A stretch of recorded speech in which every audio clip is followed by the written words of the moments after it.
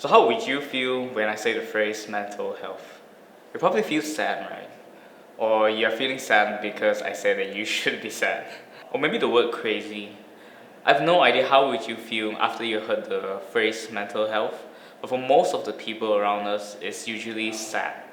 And why is that? So mental health, defined by the World Health Organization, is a state of well-being in which the individual realizes his or her own abilities, can cope with the normal stresses of life, can work productively and fruitfully, and is able to make a contribution to his or her community. So for the longest time, we have associated mental health with mental illness. So according to the American Psychiatric Association, mental illnesses are health conditions involving changes in emotion, thinking, or behavior.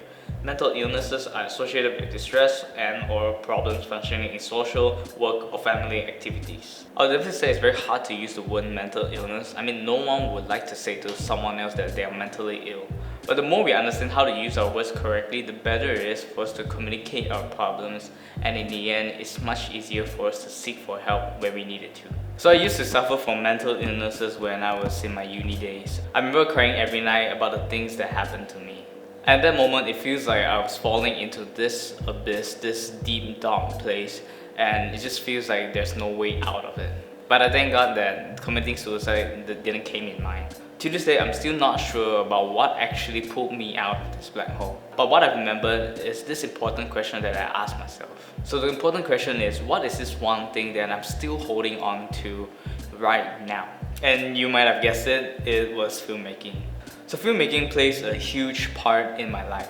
It's this feeling that I can share the stories of other people and myself to an audience. And for someone who is suffering from mental illness, sometimes all we needed is for someone to actually listen to our stories. We just want to feel that we exist in this world somehow and not in the shadows. So I can say filmmaking did that for me, and it's the starting of my recovery journey. And from there, I've met a lot of friends, go on crazy adventures, joined a church community, and so on, and it just feels like life is just getting better and better. I can say there's definitely a lot of setbacks in my recovery journey, and I can say right now I'm still suffering from mental illness. But I can say right now it's much easier for me to deal with it because I have a better understanding of how mental health actually works. Much like physical health, the more you understand how it works, the easier it gets for you to handle it. And from my experience, taking care of your physical health actually helps a lot with your mental health as well. And definitely there's a lot of things in this world that you can do to improve your mental health.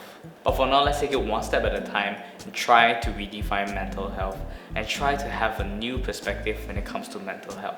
And I would say don't be afraid to include mental health in your daily conversations, because I feel like there's still a lot of things that we don't know about mental health.